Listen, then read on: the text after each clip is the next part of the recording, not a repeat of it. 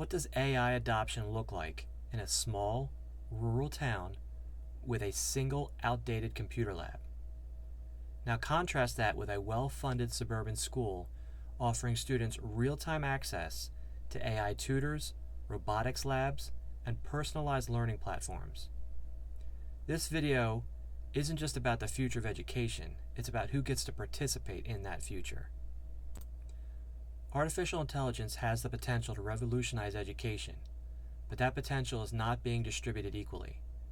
AI can widen the digital divide if we don't pay close attention to the differences in geography, school funding, and generational access to technology.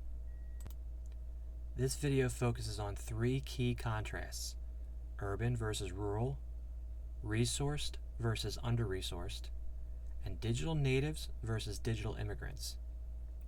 Each of these divides reveals deeper, systemic challenges that we must address to create equitable AI adoption in education.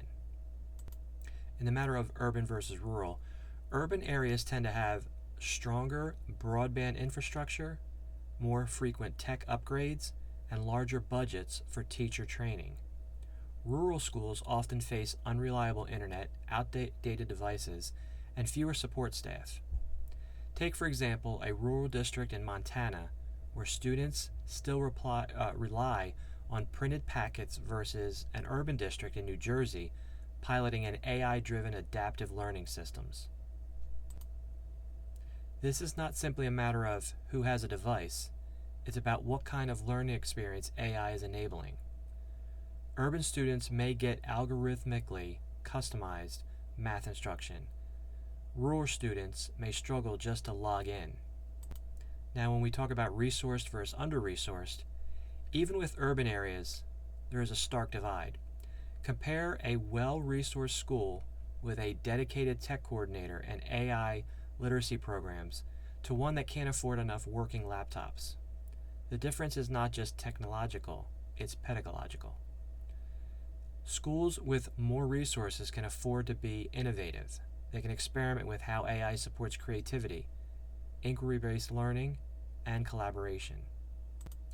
Meanwhile, under-resourced schools may only get access to AI through basic administrative tools or standardized test preparation software, tools that reinforce rather than reimagine traditional instruction. This can lock students into passive roles, further widening achievement and opportunity gaps. Now focusing on digital natives versus digital immigrants. All right, so now layer in generational differences. Many students today are called digital natives, growing up surrounded by screens. But using TikTok is not the same as understanding how generative AI works. Students may be fluent in tech use, but not necessarily in tech literacy. Contrast that with some teachers, digital immigrants, who didn't grow up with these tools and may feel overwhelmed or underprepared. In schools where professional development is lacking, teachers may underutilize AI or avoid it altogether. This hesitancy trickles down to students. Now imagine a school where both students and staff are well trained in AI use versus one where both groups are trying to keep up with the changing tools without support. Who is better positioned to thrive in an AI-powered world? These three divides often overlap. A rural, under-resourced school with limited teacher training faces a triple challenge. So do students in underfunded urban schools whose families lack access to home internet or devices.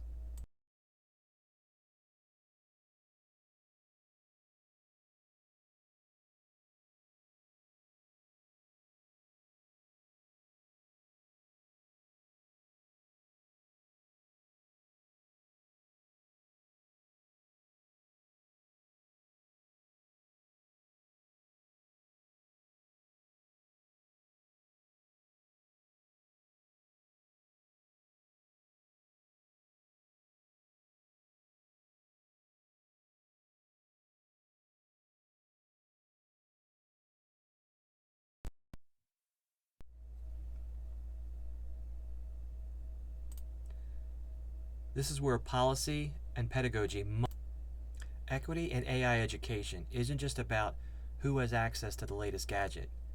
It's about building systems where every student, regardless of zip code or background, can learn, thrive, and help shape the future.